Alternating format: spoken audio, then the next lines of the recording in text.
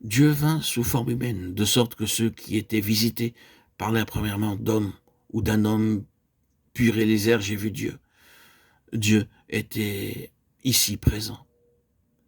Cette vie terrestre de 33 ans n'était point une théophanie, c'était une réelle humanité.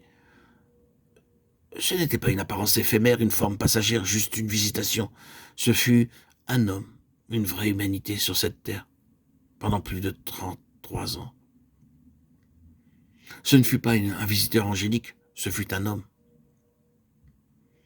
Et je pense que ceci est une raison ou une explication parmi d'autres pour laquelle, lors de son entrée dans le monde, il naquit comme un bébé et commença au commencement.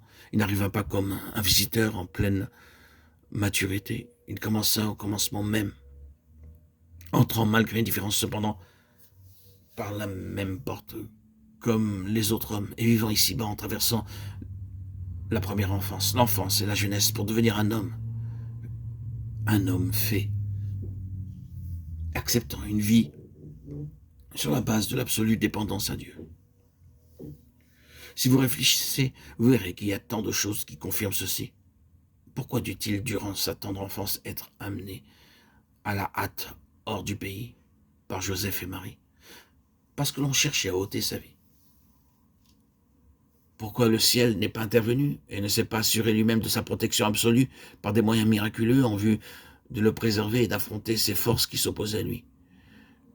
Vu qu'il dut être emmené et que ses parents durent se sauver avec lui, il dut être enlevé comme tout autre enfant.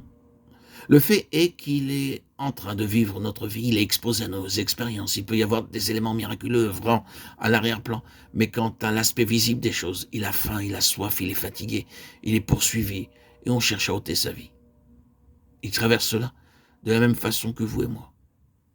Il vit une vie humaine. Il a délibérément accepté la base de l'absolue dépendance à son Père. Et le Père n'accomplit pas une suite de miracles, quoiqu'en vérité, les choses entières soient la chose en elle-même soit un miracle. Pour cette raison, il a dû, comme les autres hommes, vaincre sur le principe de la foi. Dans le principe, il n'avait pas une autre vie que la nôtre, à savoir la vie de foi. La foi dut être exercée en sa faveur, avant qu'il puisse l'exercer pour lui-même. Je n'ai aucun doute que Joseph et Marie eurent un exercice considérable à cet égard. Ils durent carrément regarder la situation en face et se dire « Oh, soit, eh bien, nous pouvons faire confiance à Dieu pour qu'il veille sur lui. Nous ne voulons rien faire, nous voulons simplement faire confiance à Dieu. Ou soit, nous voulons aller et faire confiance à Dieu. » Dans l'un ou l'autre cas, c'était la foi en sa faveur. Puis arriva le temps pour lui d'exercer la foi pour lui-même et tout en ce qui le concerne dut être sur la base de la foi autant que cela doit l'être pour vous et pour moi. Ah, vous pensez, qu'en est-il de sa divinité? Qu'en est-il de ses pouvoirs miraculeux en matière de connaissance et d'action? Assurément. Il connaissait de façon surnaturelle, il fit usage de pouvoirs absolument surnaturels. Cela n'est pas du ressort de l'homme.